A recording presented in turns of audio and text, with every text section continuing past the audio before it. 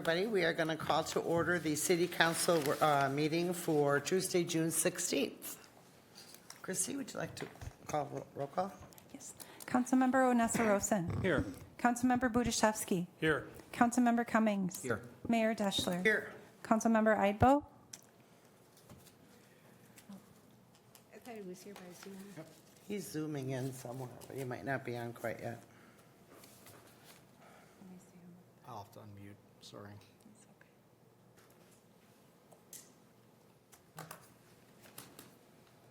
You're not muted. Councilmember Eidbo, can you, okay, I think he said present. Okay. Councilmember Kamish. Here. And Councilmember Kaiser. Here. We have a quorum. All right. Please stand for the Pledge of Allegiance.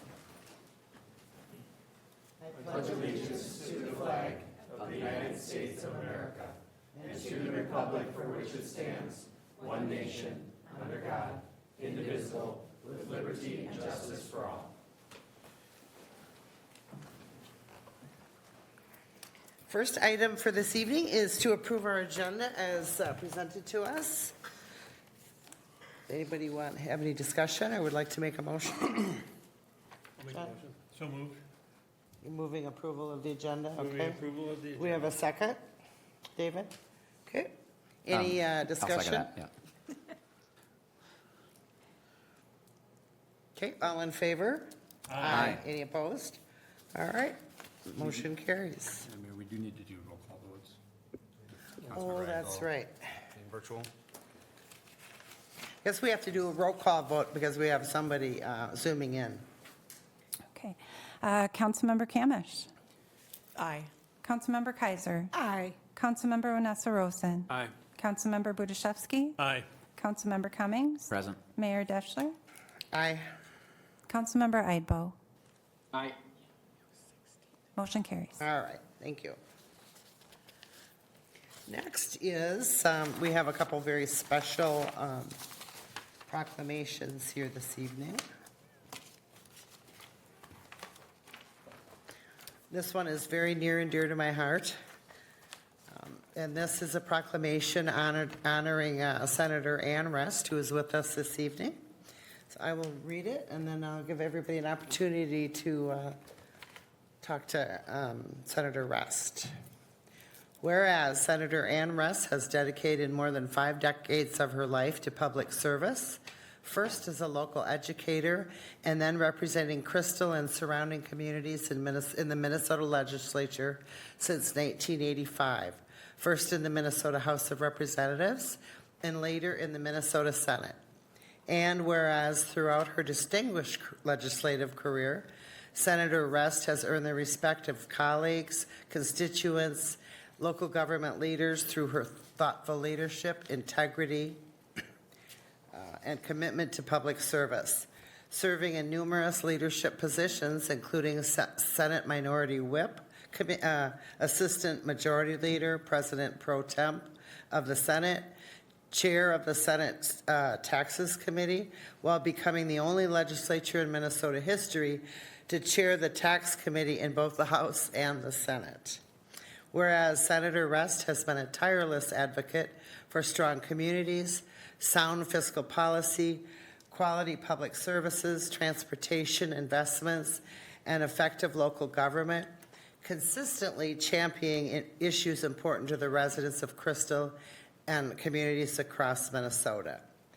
And whereas the City of Crystal has greatly benefited from Senator Rest's partnership, support, and accessibility as she has worked closely with city councils, city managers, and staff over the years to understand local priorities, address challenges, and pursue opportunities that improve the quality of life for our residents. And whereas Senator Rest's dedication to public service has always been grounded in a genuine commitment to the people she serves, demonstrated through her willingness to listen, her collaborative approach to problem solving, and her steadfast advocacy on behalf of her constituents. And whereas Senator Rust's retirement marks the conclusion of an extraordinary legislative career and a legacy of service that has made a lasting and positive impact on the city of Crystal, the surrounding suburbs, and the state of Minnesota. Now therefore it be proclaimed that the mayor and city council of the city of Crystal hereby express their deepest gratitude and appreciation to Senator Ann Rest for her decades of dedicated service, leadership, and unwavering support of our community. Be it further proclaimed that on behalf of the residents of Crystal, we thank Senator Rest for being a trusted partner, a champion for local government, and a strong advocate for the needs and priorities of our city. Be it further proclaimed that the city of Crystal extends its heartfelt congratulations and best wishes to Senator Rest on her well-deserved retirement and wishes her happiness, good health, and fulfillment in this well-earned next chapter. Dated the 16th day of June, 2026. So thank you for your service.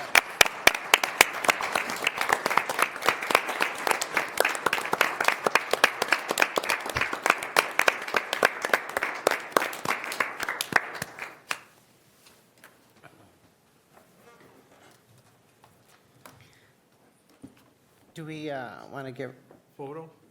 photo or give her this for? Yes, both. I can get Mayor? Mayor? Sure. Just maybe the whole council wants to come down. Well, that's a heck of an idea, isn't it? I think so. Yeah, well, yeah, let's do it. Yeah, let's do it. like that. Yeah, let's do that. Is that okay with you? Absolutely. Okay. Thank you so much. So now we're gonna have to kind of wiggle around so we get four.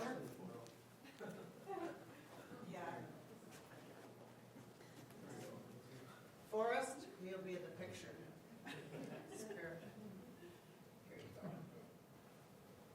All right, I'm just going to start snapping, so right.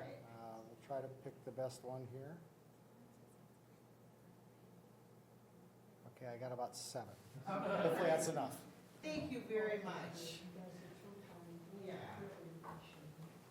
Did you get some too? Because you might be better at this than I am.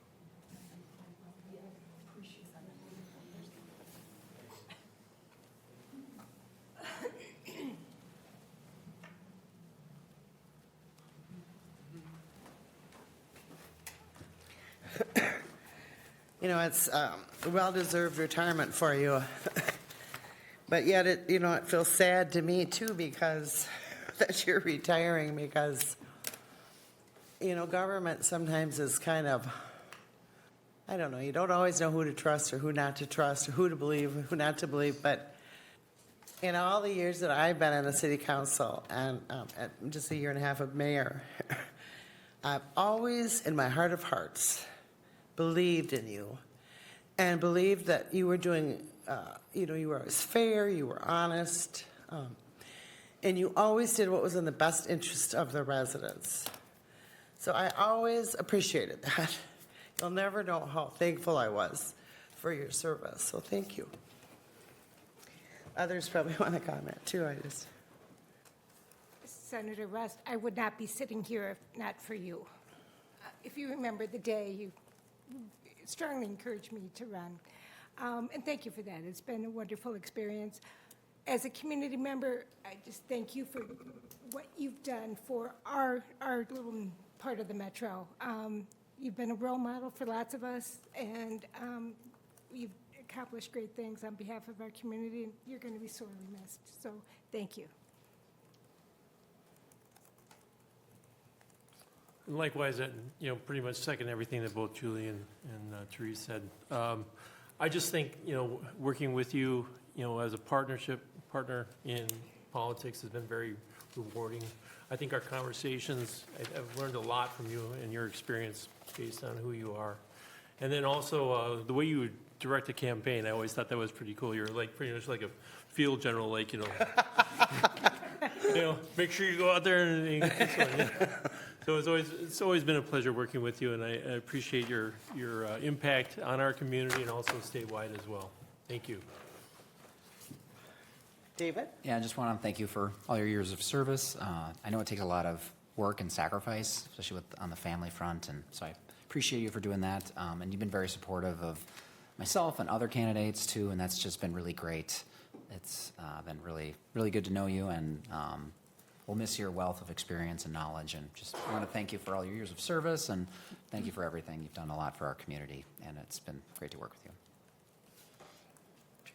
I've only had the privilege of being on council for the past 3.5 years, so haven't known you terribly long, but just wanted to thank you for everything you've done, not just for our city, but for the state. And you've just been just an amazing support for us. And I will miss seeing your smiling face at our little events that we have, our ribbon cuttings. And I thank you for giving of yourself for so many years. All right, anybody else? Okay, well, thank you for coming, and we appreciate it. You are welcome to stay for the entire meeting, or if you have other exciting things. You what? Okay, well, he only has 2 minutes. I told him on the way in. Backstory to that, because I went down to Hennepin County and talked in front of their commission members. That was when I was hoping to get, signs that said, please don't give them to panhandlers or whatever. And I drove down there. It took me an hour to find a place to park. I got in the building, went to the 25th floor or whatever. Get up there. You have 2 minutes. That's it. 2 minutes to talk. So I started talking, pretty soon. I'm sorry, your time is up. You got to go. Your time is up. So I was just giving him a little. He could have more than 2 minutes. I just couldn't help it. All right, we do have another proclamation that is very important too, and that is designation proclamation of July 2026 as Park and Recreation Month in Crystal. And we have our Park and Rec Director here tonight, and I want him to know what a wonderful job he does for our community. But let me read this proclamation. Whereas parks and recreation are an integral part of our communities throughout this, part of our communities throughout this country, including in Crystal, Minnesota. And whereas parks and recreation services promote health and wellness, improving the physical and mental health of residents. Whereas parks and recreation facilities encourage physical activity by providing places to play sports, swim, walk, and participate in many other activities that promote active lifestyles. And whereas park and recreation programming and education activities help foster childhood development and a lifelong learning. Whereas parks and recreation services are instrumental in bringing our community together through welcoming park spaces and inclusive community events. And whereas natural area management in parks ensures the ecological beauty of our community and encourages time spent in nature, which positively impacts our mental health. And whereas parks and recreation services support food access through community gardens, the city's farmers market, and planted orchards in parks. And whereas the U.S. House of Representatives has designated July as Parks and Recreation Month. And whereas the City of Crystal recognizes the importance of parks and recreation services in our community. Now, therefore, I, Julie Deshler, Mayor of City of Crystal, do hereby proclaim July 2026 as Park and Recreation Month in the City of Crystal. So thank you, John, and all your team for all the hard work you do providing such nice parks for our community. Anything for anybody else? Want to say anything about that? Seeing none, we will continue on.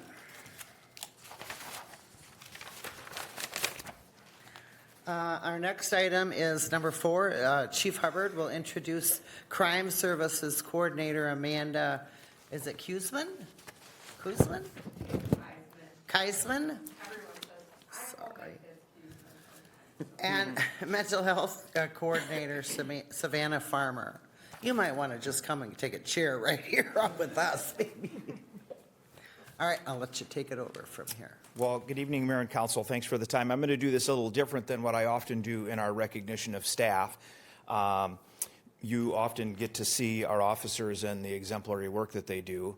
As you know, we have a whole team of other people who do amazing stuff that support that. And even though she's not on the agenda, Sue Setter, our records manager, is here, and she actually is the machine around everything that happens in that building. And so, because she's here, I just want to call her out and say she's an important part of our team. We have, as you know, tried to be forward-thinking and creative in how we do the work that we do. And so I'm going to introduce and reintroduce two of our team to you. And contrary to what I often do, I'm going to let them do most of the talking. So we had the opportunity, as you all know, to try and figure out a way to lean in better to our victim services work. We have contracted that in a pretty limited scale for some period of time and saw an opportunity for us to do more with that and to broaden who we are able to serve as victims. And so putting together an in-house position as a victim service coordinator, I think, is a very forward opportunity for us to serve people in this community. We will prosecute crime, we will arrest people, we will do those things, but there's a whole other piece of helping people be whole. And so having someone in-house that can help do that is really important.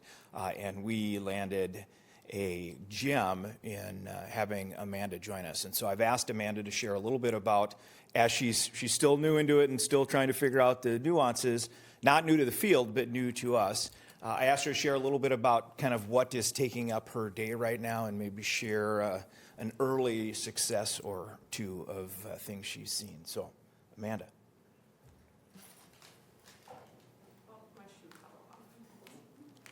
So I'm Amanda Keisman. I wanted to thank you guys for supporting this position. I've been here since the beginning of February, and I think we have gotten a lot of work done. There's a lot of different success. I come from Hennepin County. I've worked in it for 10, 15 years, doing domestic violence work within police departments, several of them. I went over to Hennepin County, and I was essentially a probation officer for family court. And did all the monitoring of programming and worked directly with judicial officers. I was with Crystal for about a little over a year, being embedded from a nonprofit organization, and I fell in love with the department. Our contract ended and we switched contracts, and I always hoped that I'd be back. And so when I saw this position, I applied. And so since I've been here, kind of what my role is any sort of victim crime, I will get a referral. I'll review the case, I will reach out. If it's support, education on what this process is, what they can expect moving forward, whether it's criminal or if they just need support and resources, financial, therapy, victim crime reparations, applying for applications, order for protections, harassment restraining orders. I kind of thought I'd get a little out of that coming over here, but I've actually written 27 HROs and OFPs since I've been here. There's a big need in this community, and it's sometimes hard to access those services and get into appointments, but being on site, I can see when they come in and quickly be able to help people get orders. So they're in a safe position to maybe help support a case or work with law enforcement on pending criminal charges. I work with prosecution on some of the criminal cases, especially misdemeanor and gross misdemeanor, but I definitely dabble and get involved in felonies too when I need to. I guess I have success stories, but a few of the things I thought would just be more important to talk about. I've responded when there was a sexual assault. I responded after hours. I was able to support in the interview process and then accompany that victim to the hospital and be able to provide support and build that relationship.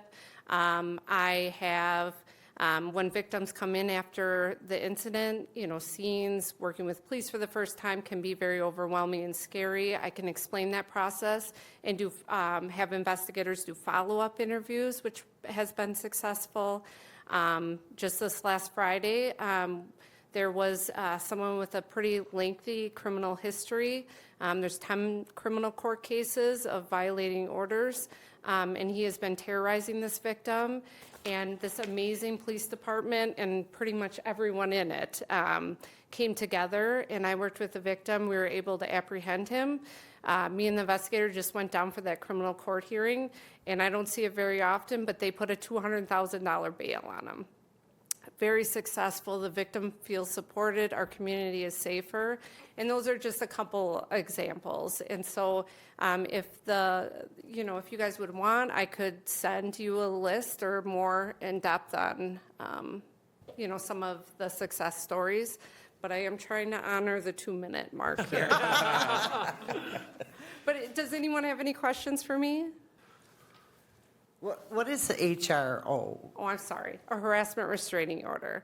So 27 of them you've done in Crystal. harassment restraining and OFP. So sometimes there's been some neighbor disputes. So as a nonprofit domestic violence organization, we wouldn't help people like neighbors, roommates, things like that. So I've been able to jump in and kind of fill that hole for people to get those restraining orders and OFPs. Yes, I don't even know if I did 20. I have 2 more tomorrow, actually. So I don't even know if I did that in a year working in my job as a nonprofit. But that's a need in the community, right? And because of my experience, I am able to get the orders out pretty quickly, and I know the process. And So the residents must be really appreciative of that service.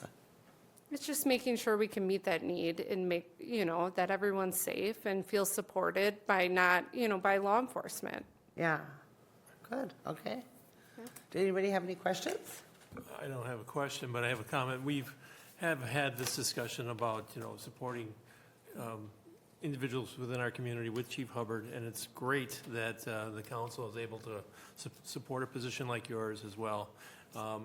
Like in the past, we were always kind of concerned about, are we getting the best value for the amount of money that we're,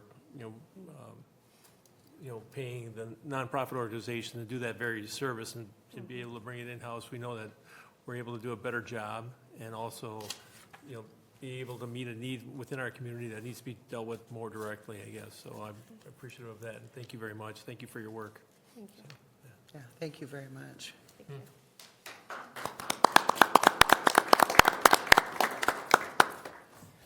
Thanks, Amanda.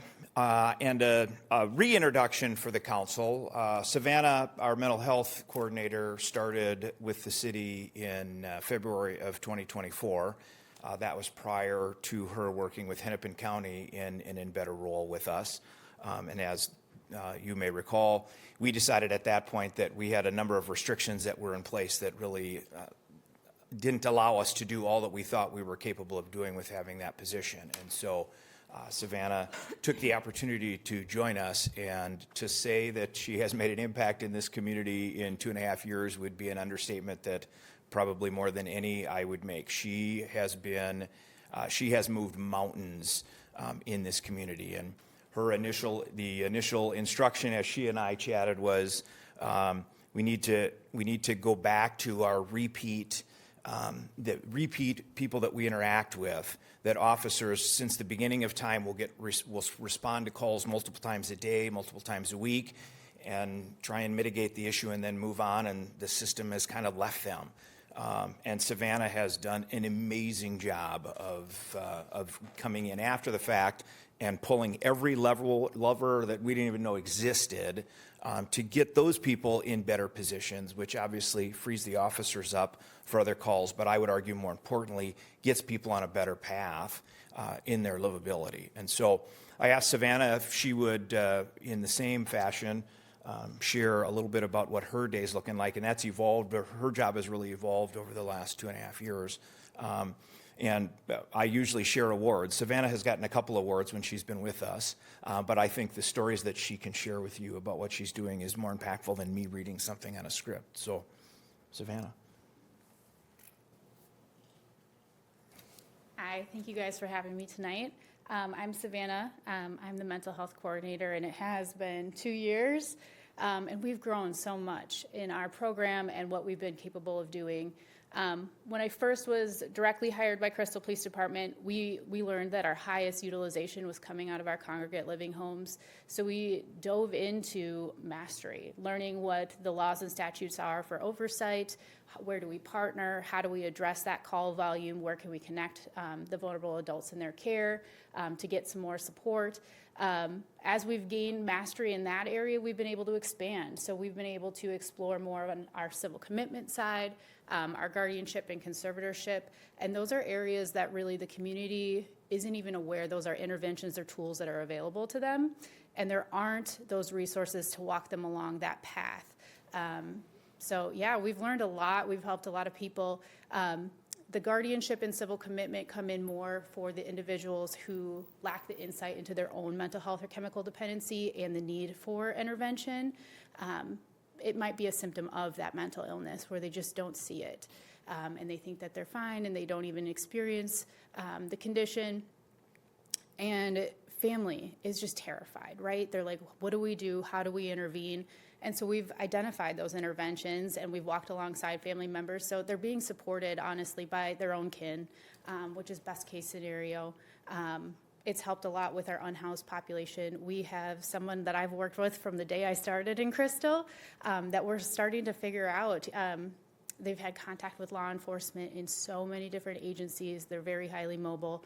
And Dad just jumped on board and we're able to get guardianship. So that one is still pending with the court. The court has actually really appreciated what we've done. They've commented that they've not seen a city or a police department pursue these civil actions. And so they said, wow, this is really different and it's something. You guys have got something there. So yeah, it's been a pleasure. Do you guys have any questions? Go ahead. No question, but just a comment. Just I love the being proactive and just finding solutions before it becomes a problem, essentially, or things that we didn't maybe know were problems and addressing them. And so, thank you for that. That's amazing. Yeah. Go ahead. I'll just add, I'm really struck by what the chief said earlier about this idea of helping people be whole. Yeah. I mean, what if police departments were known for that? And you, Savannah, and Amanda are on the front lines of doing that for our community. And I just, again, I'm really struck by that. My ask is, I think our department is innovative and creative, and I want us to continue to do that. And so as you two continue on in your work, please surface to the chief, and hopefully it comes to the council. What else could we do? What else is possible? Obviously, we don't have an open checkbook, but this is the kind of work that I want to invest in. And again, really in service to helping people, helping our community be whole. So I'm just really grateful for both of you and kind of the trajectory that we have. Yeah, something that we're looking forward to in the hopefully near future is that we've applied for a grant to expand to more of a co-responder model. Because of the capacity and volume, I'm having to do more of the after-the-fact follow-up, and that's definitely been helpful, but we're ready to kind of get ahead of things and do more of that co-response if we're able to secure that grant funding and, be right alongside our police partners and on scene, and let's just get started. That's great. Excellent. Did you hear that, Jeff? Grant funding? What?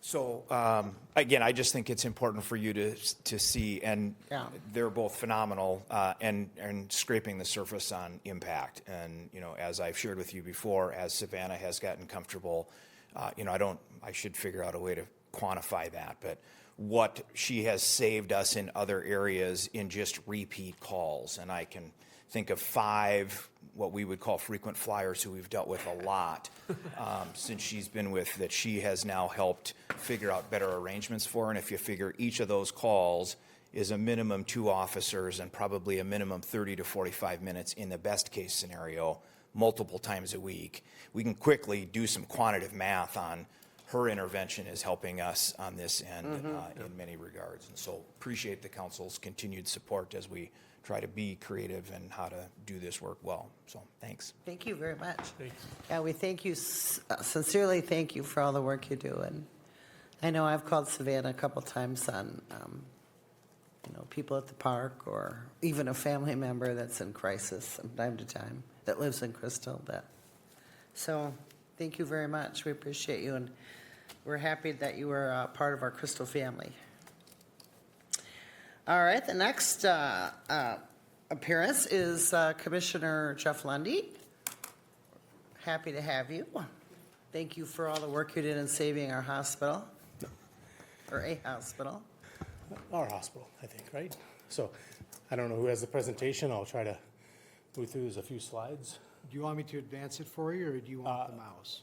Maybe I'll take the mouse because it might work faster. And since I've only got 2 minutes and I wasted 30 seconds. He'll never forget me for this, and I'll never forget him for the Next time I'll be like, nope, we're sorry, we can't take mayors of Crystal talking anymore. Let's see, I think.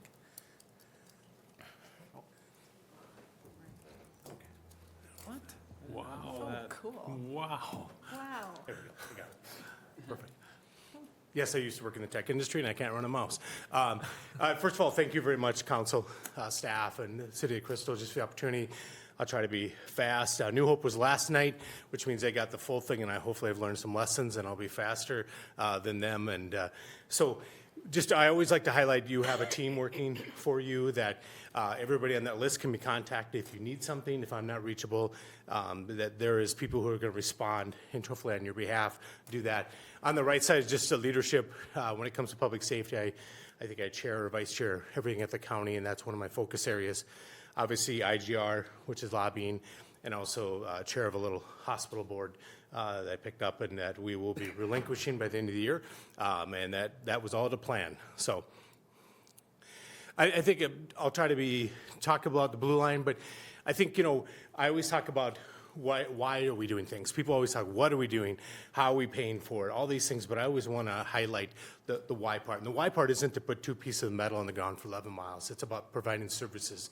And I believe our people have just as much right to have access to transit, and not transit that requires them to do 7 stops and try to go 90 minutes like what it is now, that we deserve the absolute same thing that everybody else in the Metro gets who live along the light rail line. And I believe our people are just as deserving of that. And so I'll try to be fast. Here's the part which might scare you with a number of slides, but I just want to see if you see a pattern, because I sure do. And the pattern is always the same. Here's our map. Here's medium household income. Darker is not better. Darker is lower. And so when you start to see that line that goes right through the heart of that, this is about serving people who don't have the same opportunities. And it didn't start last year, it didn't start 5 years ago. These are generational things. And if we don't do something positively, it will continue on. Next map. Demographics. We talk about trying to provide equity and help people of diverse backgrounds. Those are our people. Those are the people you represent, I represent. These are the people. And in Minnesota, we're really good about containing, putting people in certain areas. And if you look at that map, you will see what is developed over time, is where you see that people that, and here's the next one, who needs access to transit? It is our people. 50% of the people in our communities need access to transit. I think about my situation now. I have 2 sons from the U of M. We have 2 cars, 4 people. We are constantly balancing.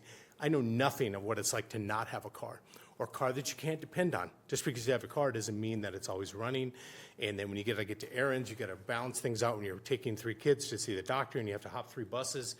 Those things add up that I don't ever experience, but I think are important because that's who in our communities. If you look at it, it looks kind of light in our district. You know why? Because a lot of the people don't have access to any transit. We don't have east-west. I always say when I was mayor of Brooklyn Park, you couldn't get from West Brooklyn Park to East Brooklyn Park. You had to leave the city to travel eastward or westward. You can get downtown, but that's not getting you to the grocery store. That's not getting you to health care. Next one is house cost burden. Same map, same pattern. These are the people whose pay the highest amount of their monthly income goes just to the fact that they can have shelter, whether that's an affordable housing, whether that's an apartment, whether that they're renting a house, is that they suffer from that. And that means every month they start off covering the bill, which is just the first one. High school attainment, these are the color represents people who have not attained high school or any kind of thing. And we know that education leads to opportunity. Years of potential life lost. This one's a little sobering one. This is the amount of people who lose How many years do people lose because they don't have access to health care? Because they suffer from challenges to health care, where they suffer from challenges elsewhere. It's the same pattern. House value. And I know you, like us, we are looking at property taxes, which is really our only lever oftentimes in budget, and that challenge about providing other ways for economic development to arrive so that we can rebalance that equation so that when we are trying to pay for services that people want to see or have to see or want to see, like the two people you saw tonight, it takes property taxes to pay for those, just like us. And so we know that this is a cost challenge area. Through District 1. I call it the blue, the blue is in blue line, blue collar. I think this is the last one, but this one is from the CDC. This is social vulnerability, and this is the ability of a person in a zone to survive, whether it's a recession, whether it's a healthcare emergency, whether it's something that would happen in their lives like a COVID, which would affect them. This is their ability to overcome that. And that could be summed up like this. Imagine if you got a $1,000 bill next month for health care. Could you pay it? I'd have a tough time, but I could pay it. And some people don't have $100 to pay in an emergency. They are scrapping together food, and they're paying for rent. And so that kind of significant event can cause people to lose access to their housing, to health care and things. Quickly on the ROI, so this is part of it. I'll just say that the Green Line generated, for every dollar invested in Green Line, generated $10 in economic development. Within a half a mile of every light rail stop in the metro, the average value went up 27%. I've seen your plans by Becker Park, what you're planning to do. Those are the kind of things that you can rebalance your property tax equation by just taking a look at how can we get more development, how can we drive value so that when you have increases or when you have to have services, it's spread out. And so other cities are making plans. I know Crystal is, Minneapolis, that economic development will show up. That money spent on a light rail line will show up in your bottom line when developers are going to want to come and they're going to put stuff in. They're going to put housing. They're going to put in businesses. You may acquire a company that wants to be on the light rail line. I mean, I think of Community Dental right there on the northeast corner of Bass Lake Road, Highway 81. They provide dental services to people who can't afford to pay. And so do you think people can't afford dental services, can afford to buy cars, pay for cars? And so having those things near transit allows people to get to them.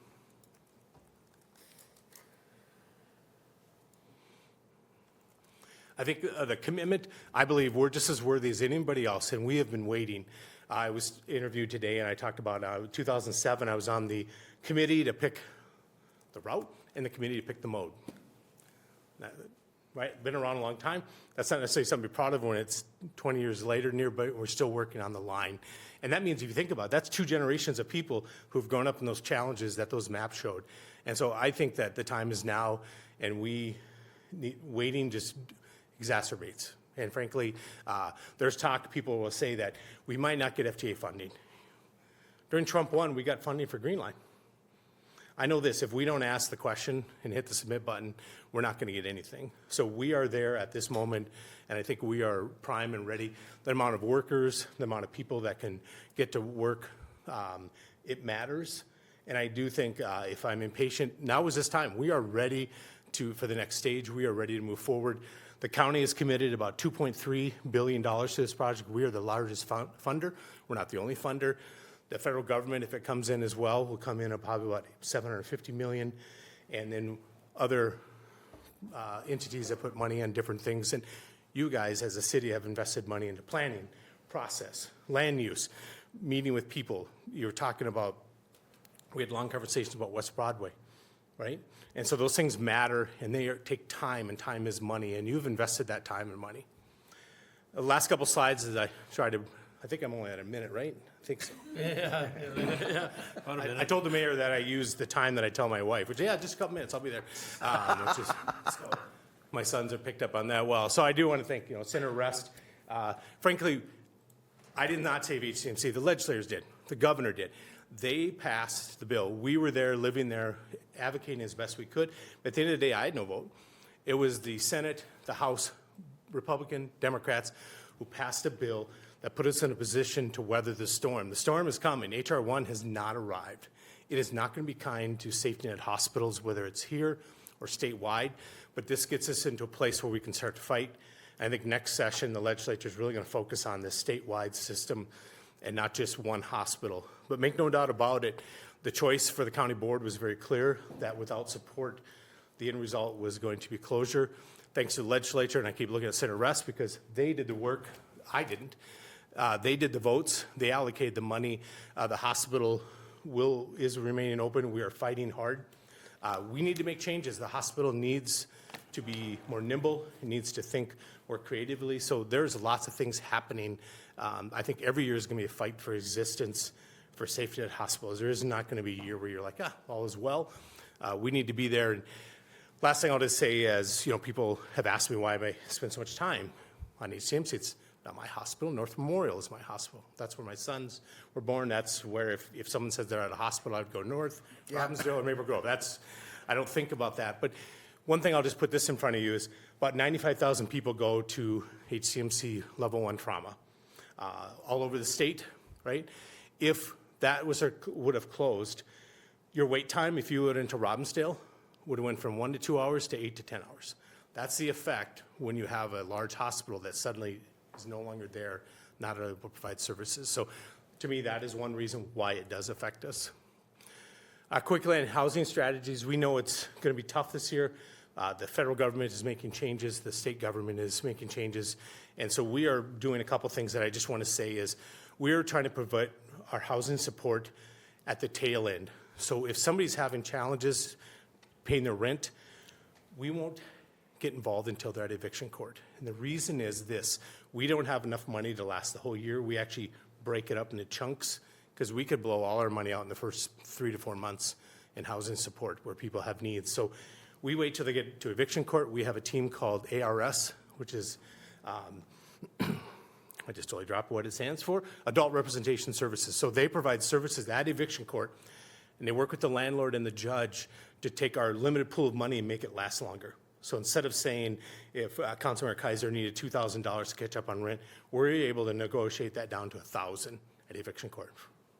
I'm sure it's not that simple, but so we can make our money go longer by waiting till a critical need. So if you have residents who say they need help, we have a team that can help them. That answer might be go to the eviction court in person. That is the moment we can strike where we can try to help them stay in housing. I think I covered this one. Last slide, just to say we have continued to invest in youth services with the change in adults where 11 and 12-year-olds no longer can be taken to the JDC. We are having a different challenge, and we're going to address that. I was able to meet with Chief Hubbard this morning, and we're still working through that, but we will have a plan. We've invested county money, which is your money, in youth crisis stabilization, which is a way to help kids for the first 30 to 45 days get somewhere we can stabilize them and find a path for them.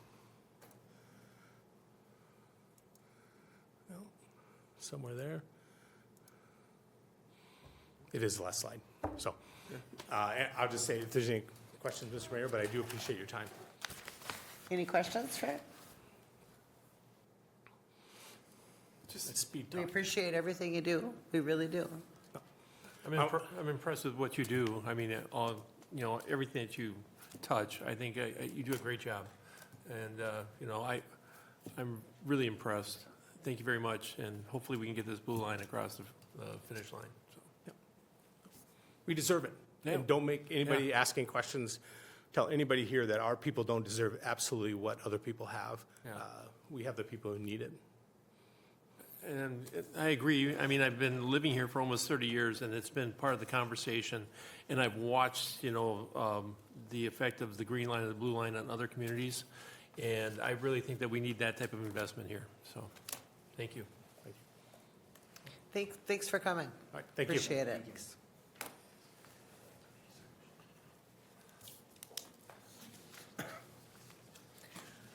All right, I think that was it for appearances. Our next item is the consent agenda.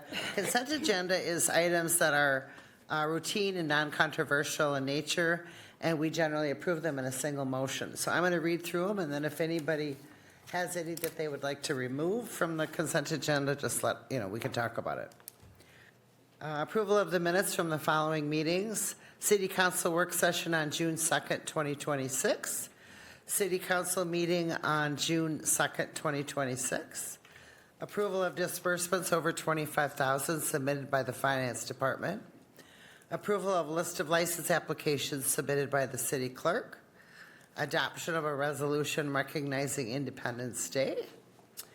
Adoption of a resolution establishing an absentee ballot board for the 2026 elections. Adoption of a resolution appointing election judges for the 2026 elections. Approval of the following items for Crystal Frolics. Permit for firework display at Welcome Park on Saturday, July 25th, submitted by PC Pyrotechnics.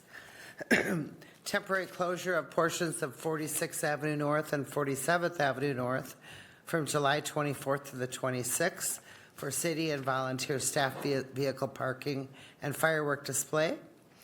A request for live music at Welcome Park on July 25th from 11 to 8. And a resolution, of course, supporting the Crystal Frolics. I think that's it for our consent agenda. Is there any comments or questions on anything?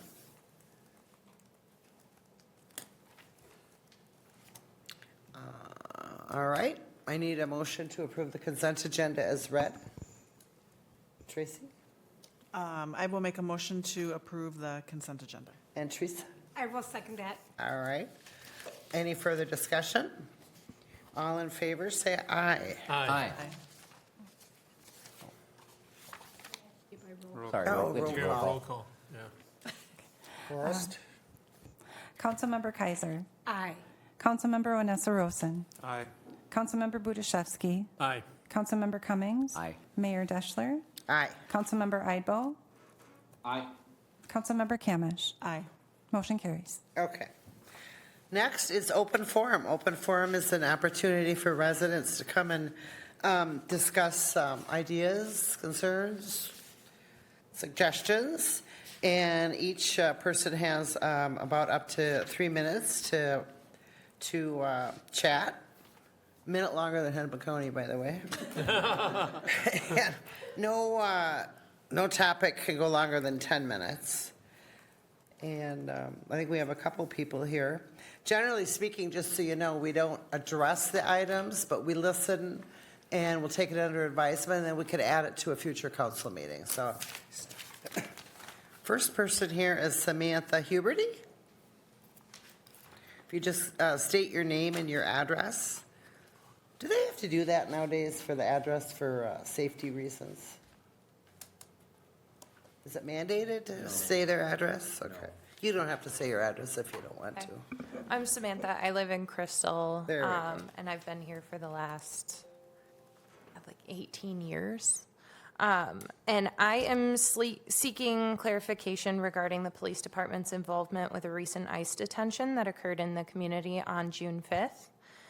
As I understand it, our city does not have a formal 287G agreement or any other arrangement authorizing local law enforcement to perform federal immigration enforcement functions. Given that, I would like an explanation on the department's role in the incident. I understand that you aren't responding to me right now. I am going to ask some questions, kind of more food for thought. But if it is possible, I'd love a statement in the future. Specifically, what legal authority justified the department's coordination with ICE agents during the detention? What policies governed officers' actions, and how did those actions align with the department's stated commitments to the community? Was the department's involvement limited to public safety concerns, or did the officers take any actions that directly facilitated immigration enforcement? I'm also deeply concerned about the reports that community members attempting to obtain signed DOPA forms from the detained individual. They were originally told that they would be assisted. The individuals on site were told they'd be assisted. That assistance was promised but ultimately not provided. Can the department explain why the assistance was not provided? Who made the decision to deny or discontinue that assistance, and what policies or legal considerations informed that decision? And our community deserves a clear explanation of what occurred, why it occurred, and what safeguards exist to prevent local resources from being used in ways that exceed the department's authority or undermine public trust. Thank you. Thank you.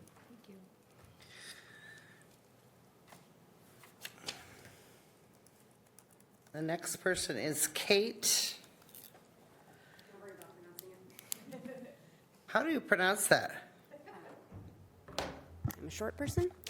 My name is Kate Kasalik. I live in Robbinsdale, but I'm here today because of the incident that she had just brought up, with fewer questions and more personal color. I'm here today because on Friday, June 5th, my friend was pulled over by Crystal PD for expired plates and driving without a license or insurance. But immediately she knew that they were going to turn her over to immigration. I told her not to panic. I looked up the City of Crystal's policy on collaboration with immigration officials, and I was hopeful when I saw the statement posted on January 26th, signed by the mayor and the city clerk, and the accompanying city council post that said that Crystal PD's policy was not to enforce immigration law. I found a similar statement on Crystal PD's Facebook page, but that is gone now. But the arresting officer did call DHS, and she took my friend to the station. And under an hour, DHS officers arrived and said that they had already spoken to the arresting officer and mentioned her by name. I was again hopeful when another officer came out and told them, "We don't have anyone in custody." My misguided hope was shattered by the coldness of the staff behind the window who just a few minutes earlier was promising to help me get documents signed that would enable me to legally care for this woman's 2 children, a promise that was never honored. But they were just waiting for the agents to arrive. My friend said the officers told her, "We're sorry to waste your time. You're free to go," without charging her with the misdemeanor she was brought in for, and sent her out a side door where the federal agents were waiting. She said she knew something was wrong because, quote, "police never apologize." Now in a few days, she will be shackled and sent who knows where, for who knows how long, and her children almost certainly won't be able to contact their mother. And it's for these reasons.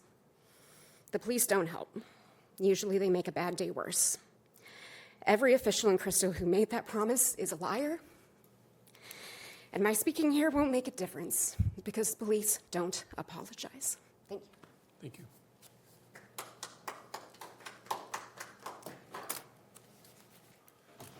Anybody else here to talk about open forum tonight?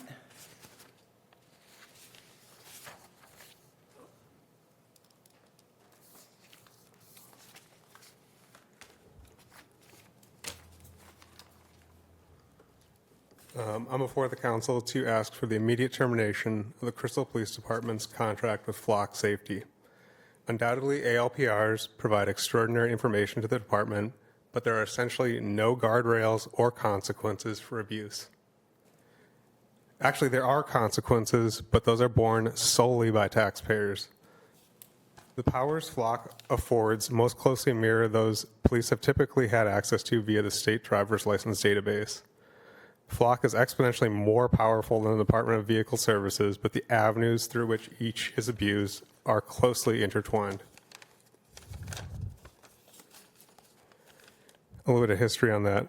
Starting in 2011, there was the Ann Rasmussen case of DVS abuse by police officers. It was known as the Hot Cop case, who was searched thousands of times, resulting in over $1 million in payouts of taxpayer money.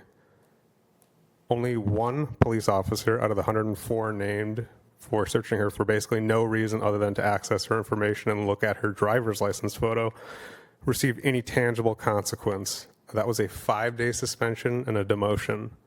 And that's the harshest consequence that any police officer in the state of Minnesota has ever faced for illegal use of a database like DVS, as far as a department response. 2016 article regarding misuse of DVS and audits of it revealed that about half of law enforcement was found to be accessing DVS for reasons not to be necessary, deemed not to be necessary for police work, either vanity searches, searching of exes, or searching of local celebrities, or other similar searches that really had nothing to do with anything. 2019, Amy Kreckelberg, another police officer, that was only discovered through auditing, or she had requested an audit of her DVS research or searches, which is basically something that anybody can do. You can basically see who searched you and when. Again, the taxpayers covered the costs of settling all those lawsuits. Even hyper-regional celebrities aren't safe. For example, Fox 9's Alex Kendall, who's a reporter, her driver's license was accessed over 3,800 times, none of which had anything to do with actually investigations. Let's keep in mind that these are driver's license photos taken on an aqua background after one has experienced the pleasure of waiting in the DMV lobby. I truly don't understand the obsession with that. But would we have those same problems in Crystal? That brings us to the case of Derek Hacker, who searched his ex while married 60 times over a course of 2+ years.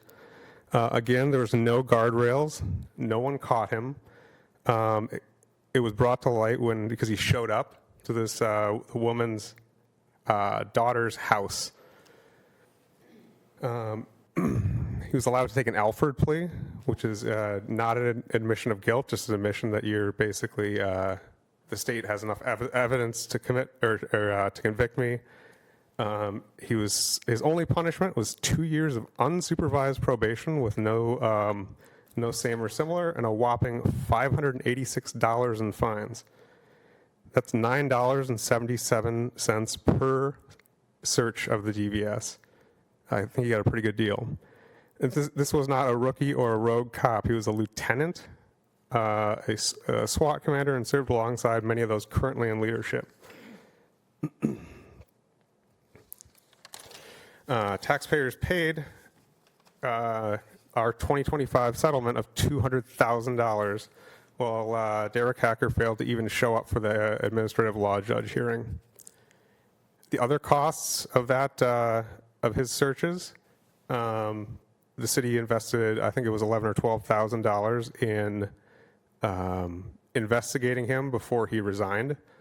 He was unable then to testify or contribute evidence on like any ongoing investigations that he was working on. During his paid leave, he was paid over $150,000. It's no exaggeration or overstatement to say that the cost of that to taxpayers was somewhere between $500,000 and $1 million. You know what? I think we get it, but I think we're past your 3 minutes, so. I'm past my 3 minutes? Okay. Other cities have already canceled theirs, and I encourage you to do the same. Thanks. Your first name? Can you fill this out? You need to fill this out. Okay, thanks. Oh. Well, we can't respond. Yeah. And same thing with Katie and Samantha. If you want to put your phone numbers here, we can have our police chief or the police department contact you. Because I believe, Samantha, based on a voicemail I got, no, not Samantha, Kate, a voicemail you left me,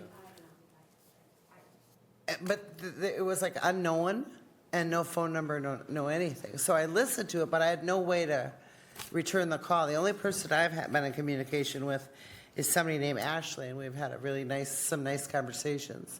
And I filled her in on what, I know the truth to be. And so, to say that we're dishonest, you have no idea how frustrated I am when I hear you say that, because that is something I do not believe at all. Our police department has been very, very truthful. They did not turn her over to ICE or whoever it was, and I believe them. So, but unless you have a phone contact, we can't really reply to you in a way that probably would satisfy you. So, if you would take care of that, I'd appreciate that. Thank you. Anybody else here for open forum, or does anybody else have any comments? I'll just say I do appreciate everyone coming out to use open forum and express your thoughts. I think it's really important. I know the council will discuss some of what has been shared tonight. So again, thank you for coming out and sharing some of your perspective. All right, well, that concludes open forum then. We're going to go into the regular agenda. Item 7.1 is council is going to consider a resolution authorizing execution of a petition and waiver agreement for special assessment financing of a fire sprinkler system located at 4801 Welcome Avenue North. That's the property where the Islamic Center is going to go, or? Yes, Madam Mayor. Okay. So, council members, you probably recall from June 2nd when the council approved the conditional use permit for the Islamic Education and Cultural Center, a religious institution, a house of worship, which will be renovating the building at 4801 Welcome Avenue North. That property, because of this change of use, does require under the fire code and the building code to have a fire sprinkler system installed. It does not currently have one. So one of the ways the city tries to help property owners defray the expense of that is to offer interest-free financing through the special assessment process for up to $100,000. It's repaid over a 5-year period. In this case, the estimated project cost is just over $120,000, so the city's financing would be for $100,000 of that. Assuming the project is completed in time for it to be assessed against the property later this year, the first payments would be due in May of 2027. It would be 2 payments at $10,000 a year for a period of 5 years. It'd be paid at the same time as property taxes are normally paid, May 15th and October 15th. It's no interest financing, and it's something, this would be the 4th one of these that we've done in the last several years, and the staff report contains all those details. The importance of the petition and waiver agreement is that the property owner is petitioning for this special assessment and waiving the right to appeal it. The reason that's important is we will be giving them a check once the project is done for presumably the $100,000 cost. We don't want them to then, and it would be unfair for them to then retain the right to appeal the assessment later in court, by which they would repay that assessment that they have requested from us. So that is why it is a petition, because they're petitioning for the special assessment, and a waiver agreement that they're waiving the right to appeal the special assessment once the project is completed and we have reimbursed them for the $100,000 in costs.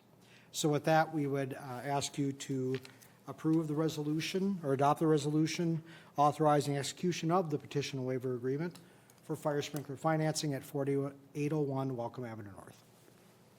Does anybody have any questions on this? I just, let's just say, for instance, they decide that maybe that property is too small for them. In a couple of years, they decide that they want to vacate. I mean, is there a way that we're going to be comfortable knowing that we'll be reimbursed for this cost? Well, the assessments follow the property regardless of who owns it. Okay. And in the unlikely event that a property ends up in tax forfeiture, assessments are generally the first paid Okay. out of the proceeds of any sale. Okay. I think. That was just, I just wanted to make Yeah, sure. Usually, special assessments are typically first in line. So the other thing I want to point out too is that, let's say that happens, this building will have been freshly renovated with a Fire rehabilitated parking lot, new landscaping. It's going to look 100 times different the way it looks today. And so that the fact that it's been sprinklered really will add value to that property.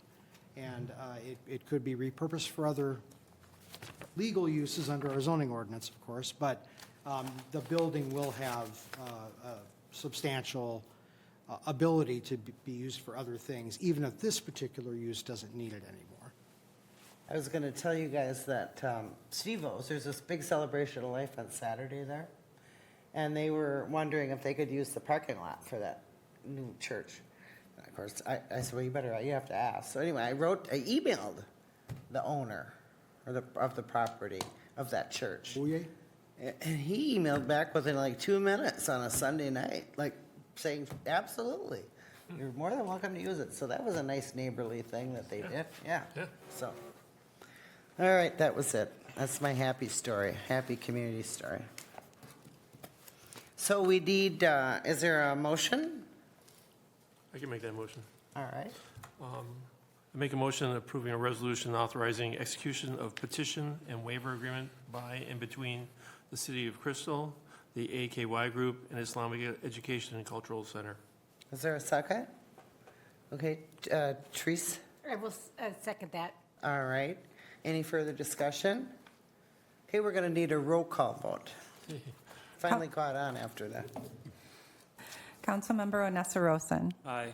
Councilmember Budaszewski. Aye. Councilmember Cummings. Aye. Mayor Deshler. Aye. Councilmember Idebo. Aye. Councilmember Camish. Aye. Councilmember Kaiser. Aye. Motion carries. All right, next item, 7.2, the council is going to receive the 2027-2028 budget preview. Adam, oh. Are you scared, so you're running away, or what?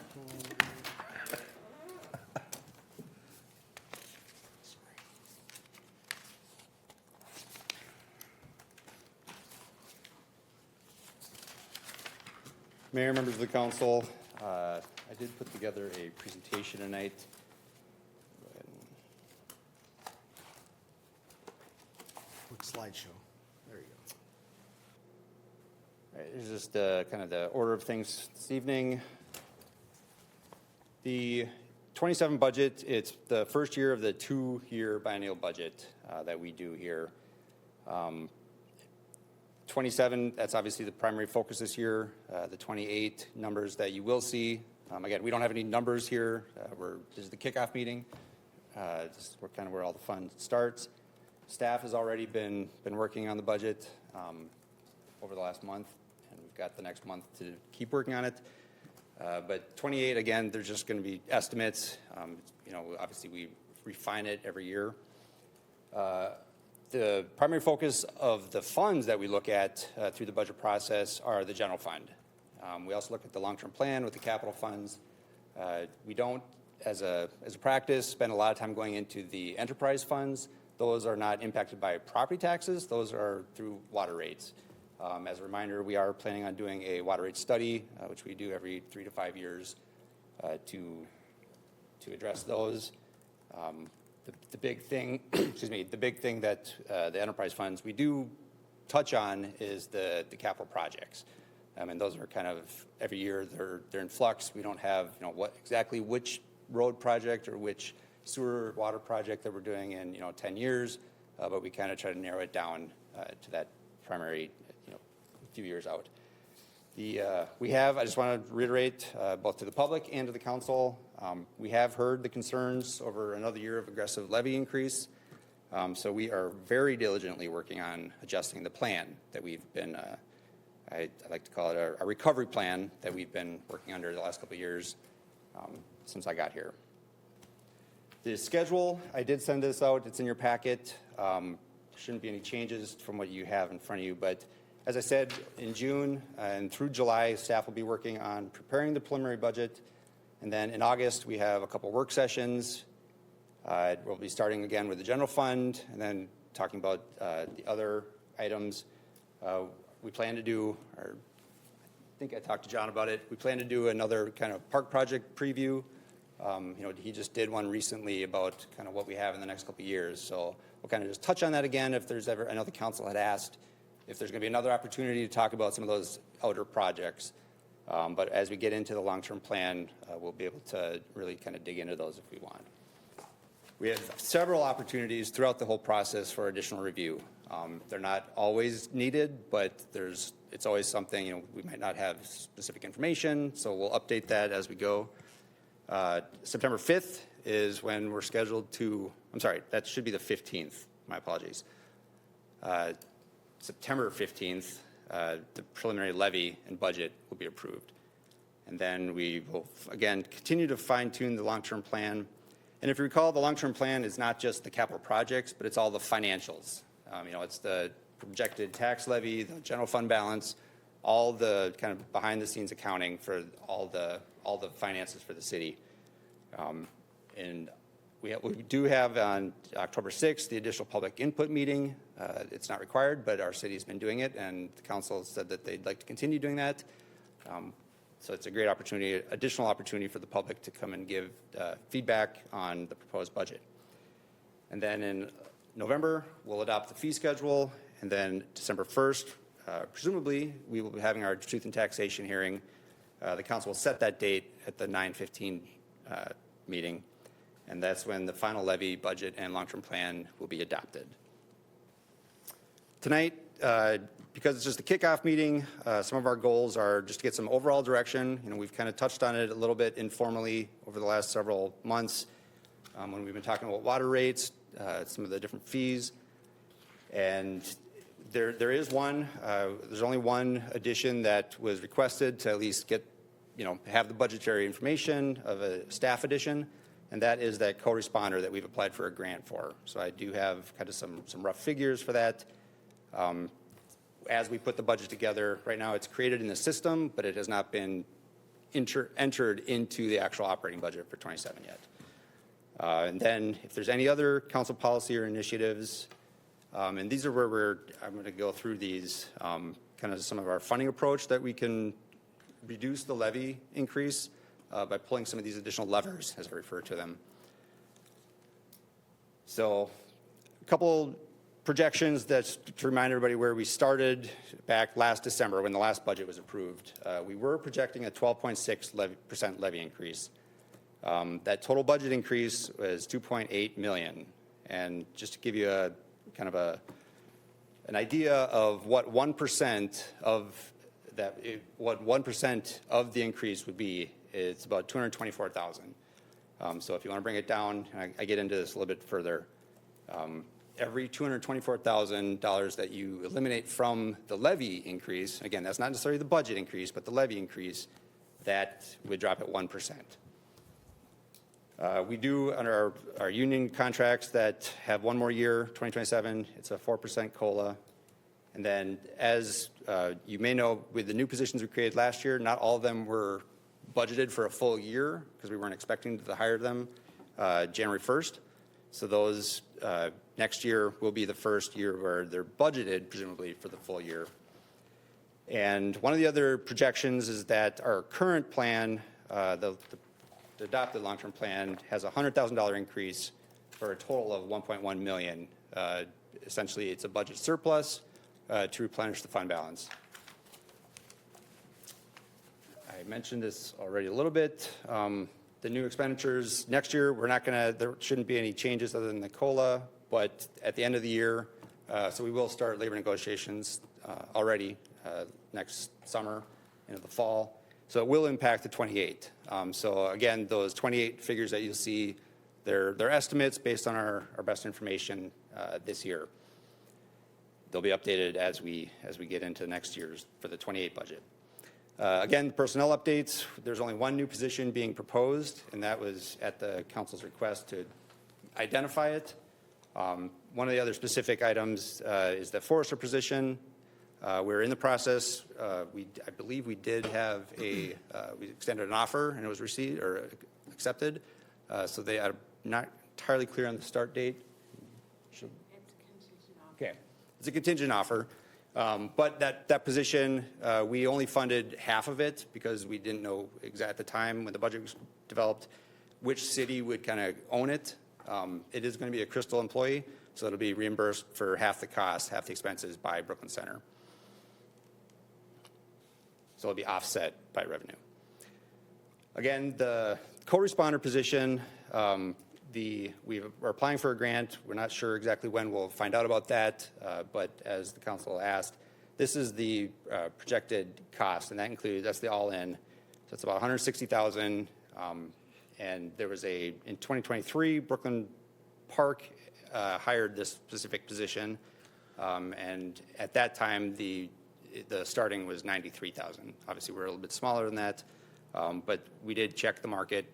This is actually the same grade in our employment organization of the mental health advocate and the victim services coordinator. And this does include, just one other caveat, this does include the full benefits for like a full family insurance, because we have to budget that so we're not over. If it may be less if it's a single insurance or not a full family. So the options for reducing the levy, this is what I know the council's most excited about. And these are all very preliminary, so I don't have the specific numbers yet, but these are some of the levers that we can pull. There are the budget controls. We can, continue to really be diligent about actually doing the budget. General fund replenishment, we can change the pace on that. We've been very aggressive the last couple of years. Bonding, that's something that the council has discussed about, instead of saving cash for everything, we can actually just plan to issue debt and pay for the debt service. Diversify our revenue, that includes things like franchise fees, increasing our grant funding, and then service cuts. That's always an option.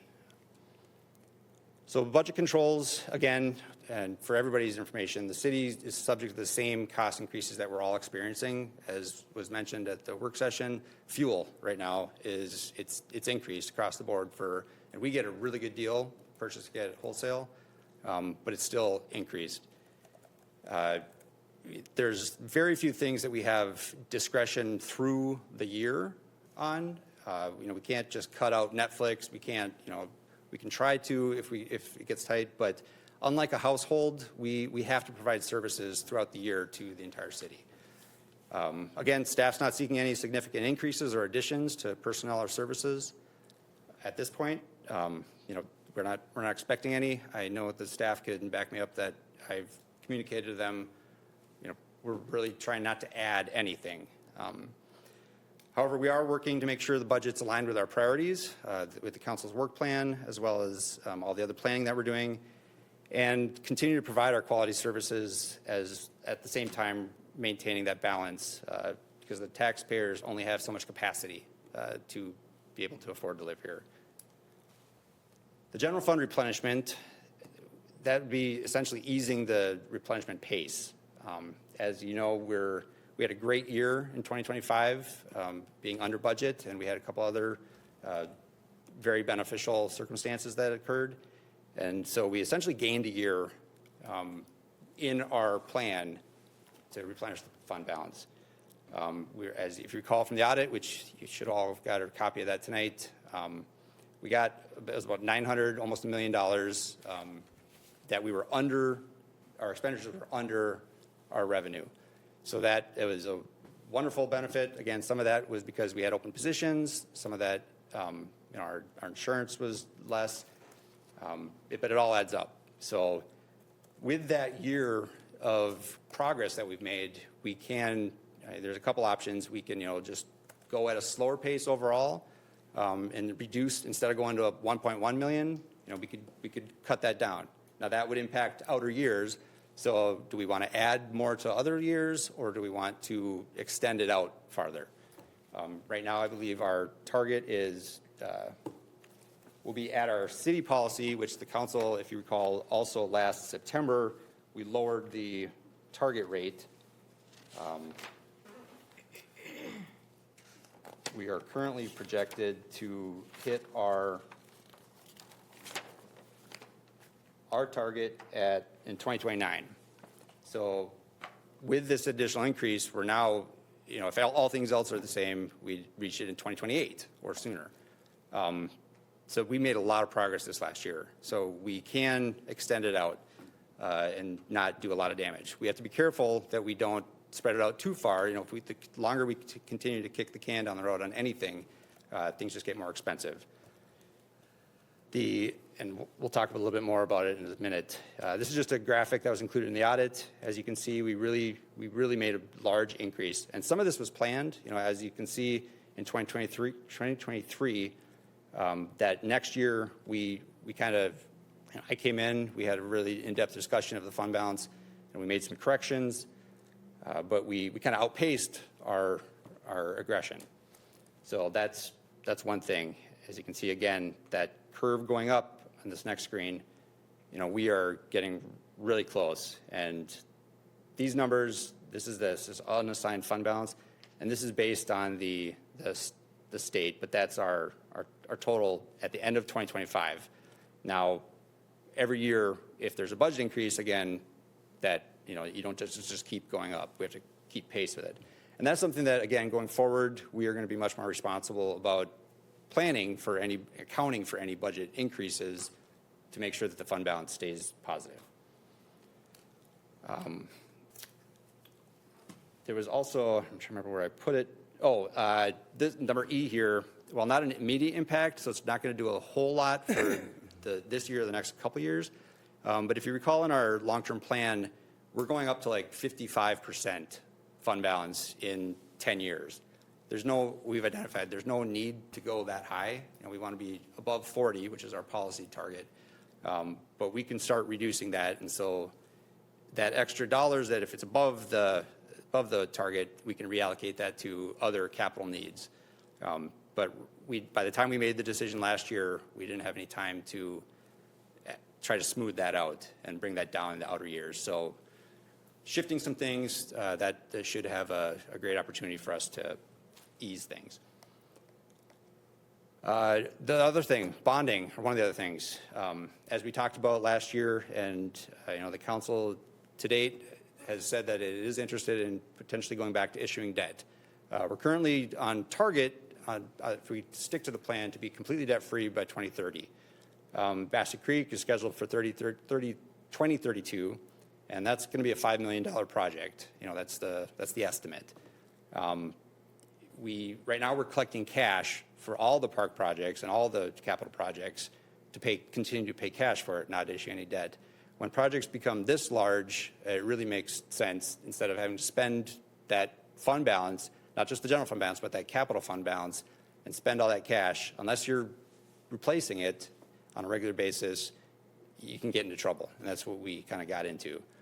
So that's an opportunity to eliminate or reduce some of the capital savings and try to smooth that out. And then you have to schedule, here's what the debt issuance is going to cost. So every year we'll have to make debt service starting in 2033, but we can start projecting that out to make it work. One thing is we need to make sure we're keeping our credit rating strong. We haven't gone out for a credit rating since 2017, and we have a very good credit rating for a city our size, but we want to, the work that we've been doing those last 3 years, will definitely help that. But if we are planning on issuing debt in the future, we will get much better rates if our credit remains strong. And it is strong right now. So we want to make sure we keep it that way and be responsible. The other thing, diversify revenue. One of the things we've been talking about is possibly implementing franchise fees.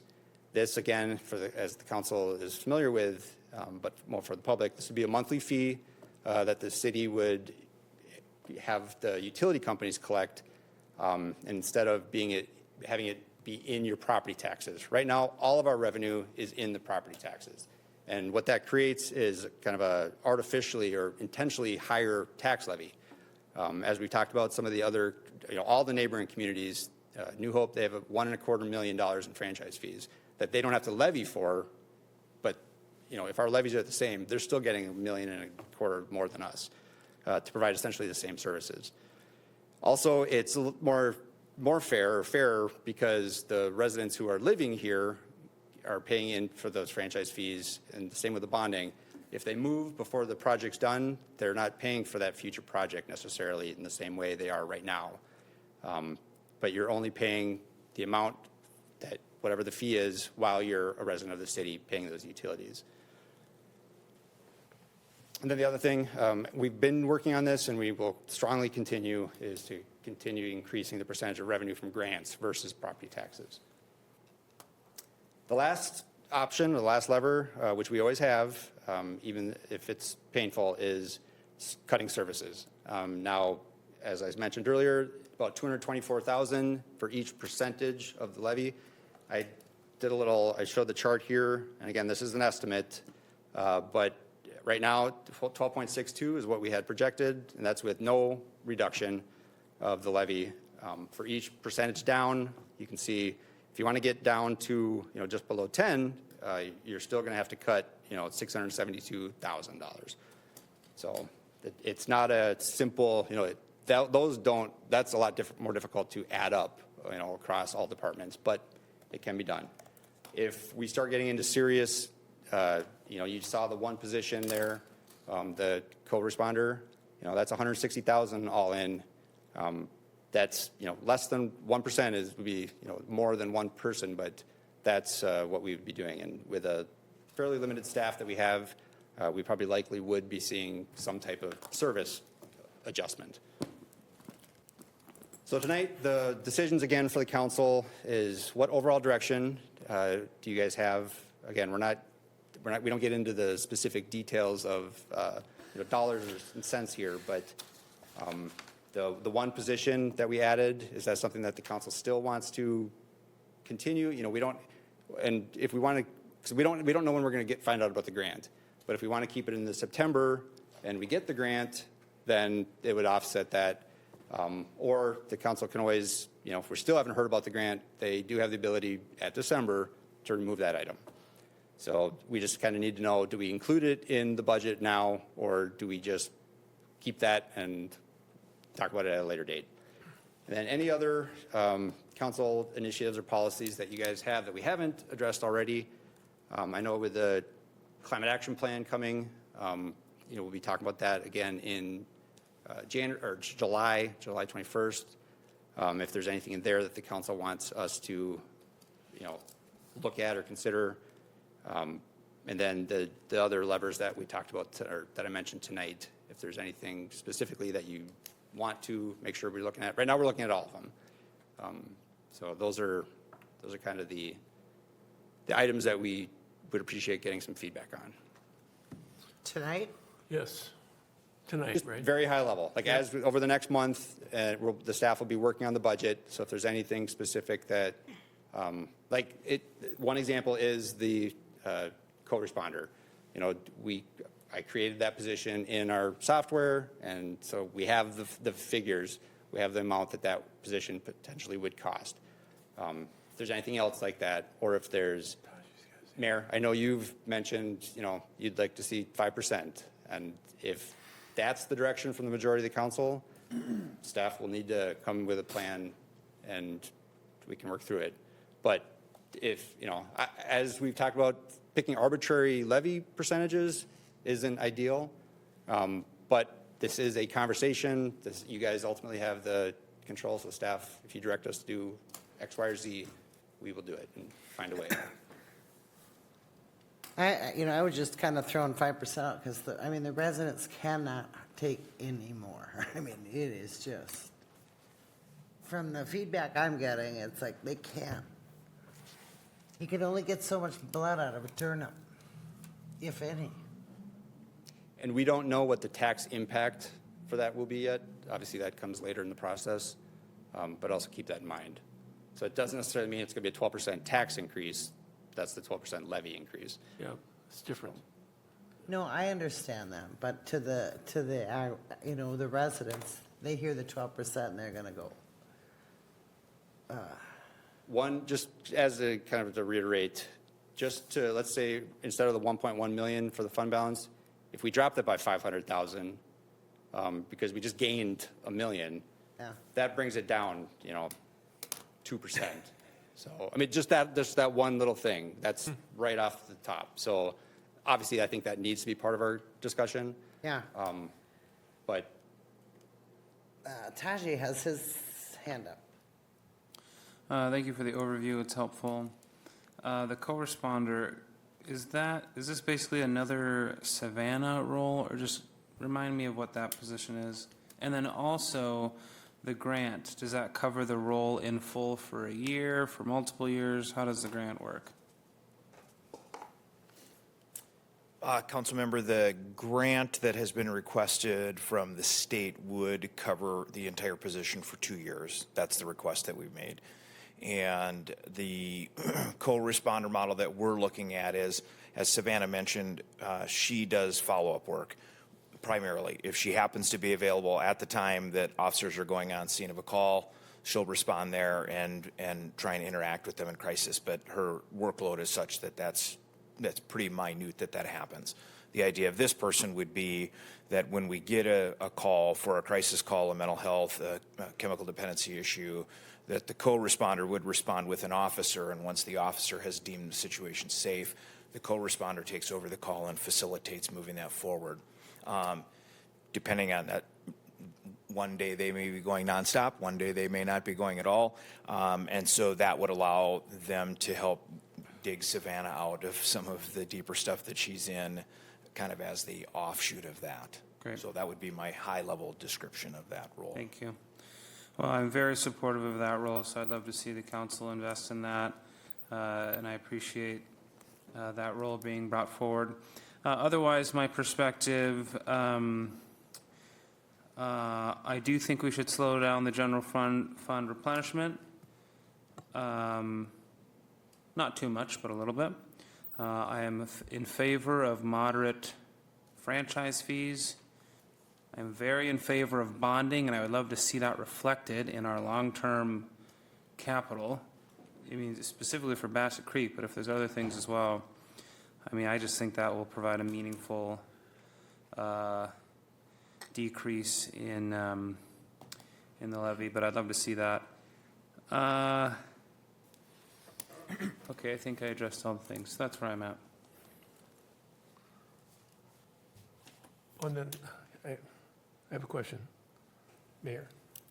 Go ahead. Yeah, so you also talked about smoothing out the time frame. Two things. You talked about, instead of, you looked at general fund replenishment for 2028, but maybe moving that number out maybe to 2030 or 2032. And then also the percentage of our expenditures, reducing it from 50% to maybe 40%, I think, right? I think that's what the two things you talked about as well. Correct, yeah, along those lines. Yeah. So that would also, I would be in favor of doing something like that as well. It's like pushing that timeline out a little bit longer as well. The council, and there was even talk about being more aggressive back in 2023. But I think we've, as painful as it was, we've done a good job of all of it. But that, we don't have to be quite as aggressive. Yes. We want to make sure we don't get too lax and, continue it out 20 years. But we can ease off on being as aggressive as we. Yeah, I agree. A happy medium is always best, but given the fact that we're looking at, until we get franchise fees in place, per se, I would say that, maybe we should work on adjusting that timeline. And then once we have franchise fees in place, then we can maybe, change those dollar amounts or percentages as needed, so. Otherwise, I'm very supportive of everything else that Taji talked about as well, so. Councilmember Ibo Mayor. has his hand raised. Thank you. Sorry, I'm getting a huge echo, but I'll try and just power through. I agree with what Taji was saying there.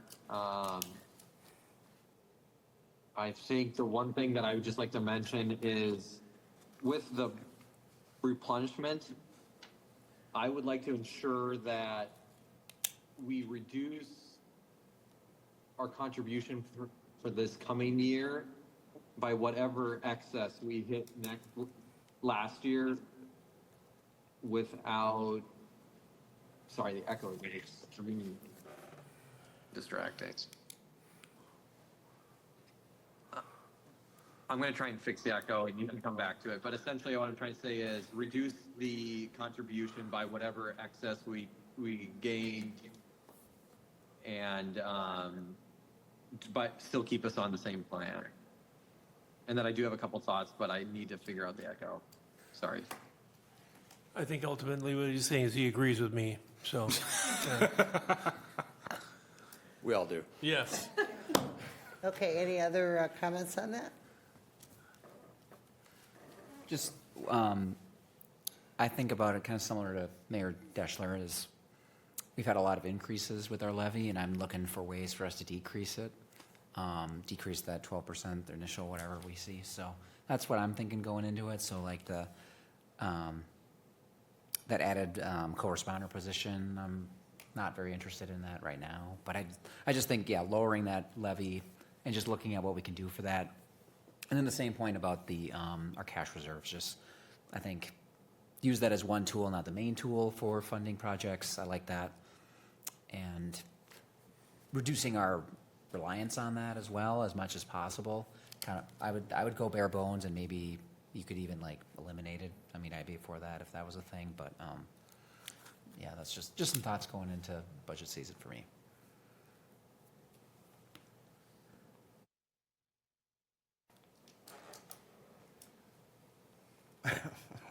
I gave you a lot of direction, didn't it? We did. We were kind of all over the board. No, this is Forest good. again. I mean, I gave you guys some options, which Okay. we're already planning on looking at, so I'd be more concerned if we don't want to touch any of these other things or, any of them, so. No, this is helpful. The one thing, as we go in and we're trying to trim things and make things work, as long as we don't get into, late August and, let's add something else. Right, Want to add this, right. add that. Because then we got to go back and make it all work or try to make it work. So I guess that would be the other side of this. If there's anything right now that the council absolutely wants to make sure that we include that isn't been in any part of the discussions or conversations, the sooner the better. So. Okay, Forrest has his hand up. All right, I'm going to try again here. All right, yeah, I just wanted to say, I'm just going to turn my volume off so I don't hear the echo, but what I was just going to say is, in relation to the bonding and the parks projects, I think, for me, I agree with what the mayor said about we can't get any more blood out of the turnip or whatever the analogy was. I do agree that having arbitrary levies numbers is not good. However, it's not arbitrary if the people aren't going to take it anymore. So I think it's really important that we do lower it to the maximum extent possible without having any long-term consequences, whether that is with severe service or infrastructure degradation or to the reserve budgets. So yeah, just really want to make sure that we cut our reserve contribution to the maximum level possible without going off of our plan based off of the excess we got last year. I'd also be in favor of just totally removing the Bassett Creek project from the long-term plan and not saving for it. I don't think it's a priority based off of where we are with our finances right now, especially if we plan on having bonding eventually as well. And also, as others mentioned, franchise fees, I support that as well. So that's the end of my comment. Thank you. Thank you. All right, well, you got some comments anyway. If you need more advice, you feel free to call me anytime. Or Josh, because he got his budget under 5%.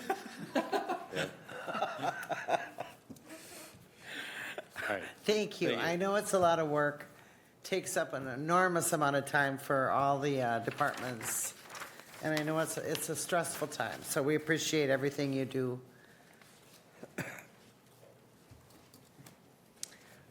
All right, so that concludes our agenda, and we do have some announcements here.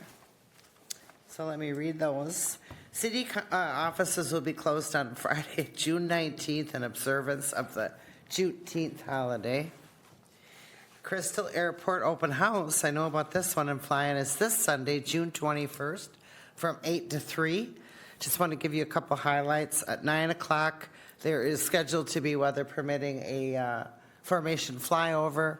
At about 11 o'clock is the memorial ceremony with another memorial flyer, the missing man formation flyover. And at 2 o'clock, a B-52 bomber is going to kind of swoop in low and make a little noise in town. We are going to have a lot of food trucks and fire truck rides this year for the kids if they want to take a little spin on the fire truck. And, of course, the pancake breakfast. And, as always, make sure to please bring a non-perishable item for near food shelf. Metro Transit will have a community update meeting about the Blue Line Extension Project on Thursday, June 25th from 5 to 7 at the Crystal Community Center. Park and Rec Commission will be holding a meeting with city residents at Iron Horse Park on Wednesday, July 1st at 6:30. If you don't know where that is, just kind of Google Iron Horse Park. But the Park and Rec Commission always has their meetings at different various parks throughout the summer just to give every neighborhood kind of a chance to weigh in with their wishes and dreams of what their park should look like. And let's see, city offices will be closed on Friday, July 3rd. I'm sorry, I'm trying not to laugh. City offices will be closed on Friday, July 3rd in observance of Independence Day holiday. Next city council meeting is Tuesday, July 21st at 7 p.m. in the council chambers here at City Hall. We only have one in council meeting in July and August because we're always at budget meetings. Crystal Frolics is July 24th to 26th. For more information, visit www.crystalfrolics.org. But they've got a lot of exciting things planned for the year. Music, fireworks, beer tent. So lots of softball teams have signed up. Bouncy houses, check out crystalfrolics.org. Night to Unite is coming up too, and that's Tuesday, August 4th. If you want to host a block party, please visit the city's website at www.crystalmn.gov. And the city is accepting applications for any volunteer positions for our boards and commissions. For more information on those openings, please visit crystalmn.gov/volunteer. And as always, city council meetings and work sessions are open to the public. Current and previous meetings are also available to view and listen to at www.crystalmn.gov. Is there any other announcements that I didn't mention? Anybody have anything they'd like to bring up? Okay, seeing none, I'll take a motion for adjournment. So moved. Okay. I'll second. Okay, Therese. And we have to take a roll call vote. Councilmember Budashevsky. Aye. Councilmember Cummings. Aye. Mayor Deshler. Aye. Councilmember Idebo. Aye. Councilmember Kamish. Aye. Councilmember Kaiser. Aye. Councilmember Onessa Rosen. Aye. Motion carries. All right, this meeting is adjourned. Thank you, everybody.